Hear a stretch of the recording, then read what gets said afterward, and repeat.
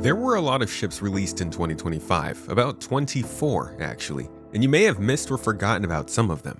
Let's take a look at all of the releases from 2025 and some of their ups and downs. Thank you for coming to my Tomato Talk.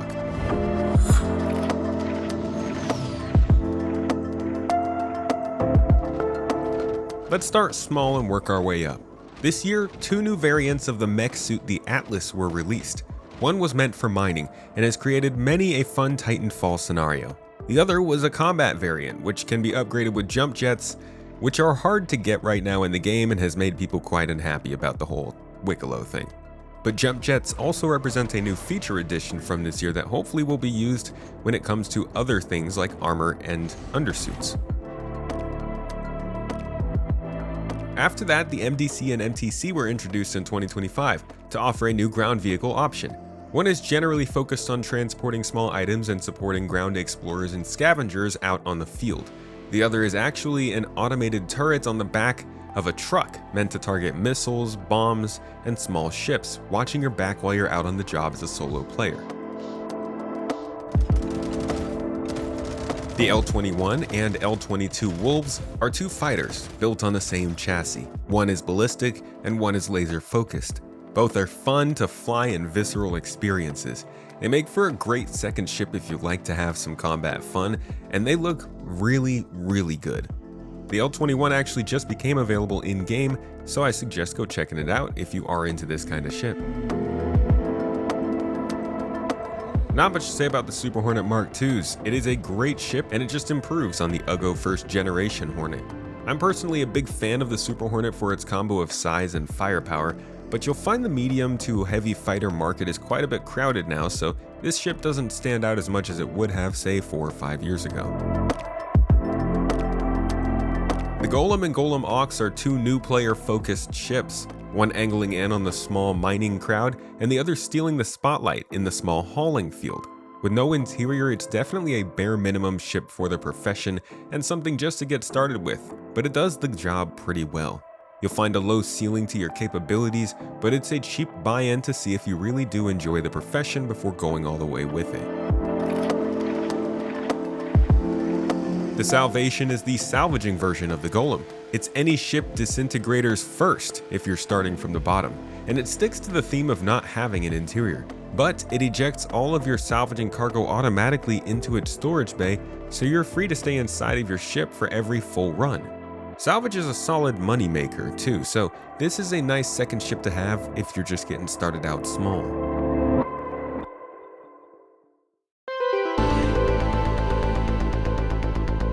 The Fortune takes a step up from the Salvation in salvaging potential. It's meant to compete with the Vulture, but only uses 1 utility mount. The larger size than the Salvation does mean it has an interior though, and with that you'll be able to stay out for a lot longer, even logging on and off from the bed. The Clipper is the first generalist ship ever brought to Star Citizen.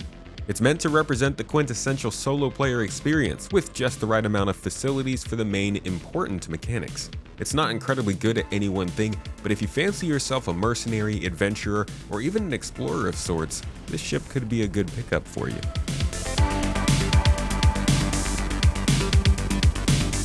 Almost forgot about this one, huh? The Meteor is a heavy fighter, much more violent than the Clipper. It's another play on the Mantis chassis, sticking some pretty large bespoke guns on an otherwise fairly unaggressive shape. Not a very popular one from what I've seen, but still one to keep an eye on if you are into combat. The Guardian MX is the better looking Guardian, but without a bed. It loses out on one of the biggest advantages of being a dogfighting ship with a whole living space included. It still has an interior, which means easier repair, living, and long-term journeys, but you are sacrificing a couple of things for the aesthetic upgrade over the original Guardian released the prior year. The Starlancer TAC is also a variant, but it could be its own ship for all I care about the Max. This thing is such a strong contender for your everyday 4-squad contract runner. It has room for vehicles, loot, cargo, medical respawns, heavy defenses, living spaces, and even a small hangar for a snub ship to fly separately. I think this is going to be a long-time favorite for small groups going forward, and while it does have its downsides, it is certainly very fitting for the current game. The Shiv is a funny ship. It's a raggedy, thrown together jumble of ship parts made to bring the Cutlass chassis up to heavy fighter standards, and you would think it's going to fall apart at any time when you're flying it with all the noise it makes. But holy crap, does this thing just rip through similar sized ships. It's absolutely huge as far as fighters go, giving you the opportunity to haul goods as well, capture some cargo, and still fight off the others. Pretty effectively, might I add.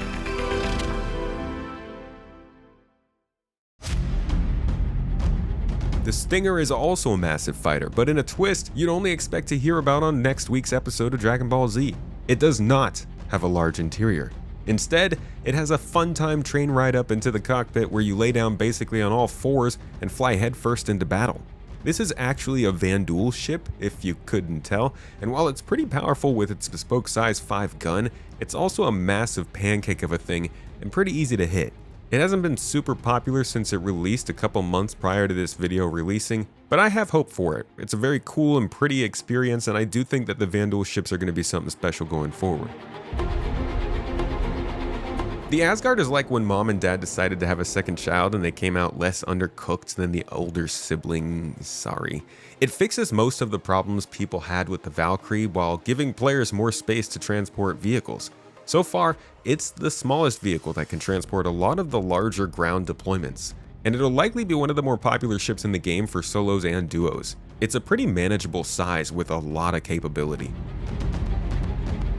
The Apollo, on the other hand, has had an unfortunate introduction to the game. On the back of some disappointing realizations surrounding the stagnation of medical gameplay, the ship itself also ended up being way bigger than it was meant to be, rivaling its larger sibling, the Constellation. To make matters worse, rumor has it they're working on something a bit more accessible in this same chassis, something focused on cargo, likely meant to make use of this beautiful chassis and wider adoption than it would normally get in the more toned down medical field. We're gonna see what happens with the Apollo, but for now it's not quite what we were expecting.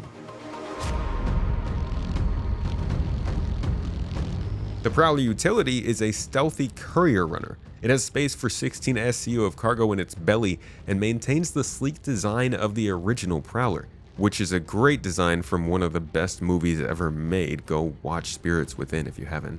So it's clearly made for very special situations which don't really exist in the game right now, giving this the not most appealing design for the current game. For how good it looks and how amazing an animation it has, it's still a solution waiting for a problem that I really hope we find soon. The Paladin, on the other hand, is the ship that I have been waiting for. With the Hammerhead being a little too large and the Hurricane being too small, the Redeemer being too ugly, I've been waiting for a good 3 to 4 person combat ship to take for like that mining claim jumper mission or the large scale mercenary contract, the general sandbox gameplay. The Paladin mixes just enough Halo and Alien into the design to make me feel almost like a ship combat player every once in a while. Almost. The Perseus doesn't really need an introduction. It's that constantly bursting through other ships ship. But it's another one off the backlog. The Perseus offers a pretty solid 4 to 8 person large-scale combat experience in space. Pilots, engineers, missile control, anti-fighter turrets, and massive size 8 cannons. With a good team, this ship is incredibly fun to use in game, though it's still lacking a lot of interesting gameplay scenarios. That being said, playing in the Perseus in large-scale combat with engineering going and other ships flying around was kind of the first time I really felt large-scale Star Citizen starting to come together. That's not to say I didn't get it from the Idris though. Now, while this ship is definitely missing a proper challenge, it is probably the most hyped release of the entire year. This ship has been around since the first years of the project and has been one of the most sought after ships in its concept years. In 2025, it did release, and with it came true capital ship gameplay. Not only does this thing carry a massive keel-mounted Spartan laser, a ton of anti-fighter weaponry, and thousands of SCU of cargo, it also has a hangar for other ships to fly in and out of. And in 2026, you're going to be able to repair and rearm your friends from your hangar. While many of the systems and scenarios that make this ship shine are still not in the game, this one is already changing the way players are thinking about the future of combat in Star Citizen. So that's it for 2025. If you subscribe here, you'll surely catch my look at what's to come in 2026. But if you want an early deep dive into that, I actually already covered it over on my second channel in 2 different videos, one looking at ships and the other looking at feature expectations for next year. So if you want to know what to expect for the next 12 months, at least what we know so far, go and check that out in the link down below. And if you want to join me in-game or to just chat about this stuff, especially at ship shows like the one you've been seeing in the background of this video, you can join my org, the Garden Interstellar Initiative, by following the link down below in the description or heading over to gii.app. Either way, thank you for watching this video until the end. I hope you learned something new in it, and I'll catch you in the next.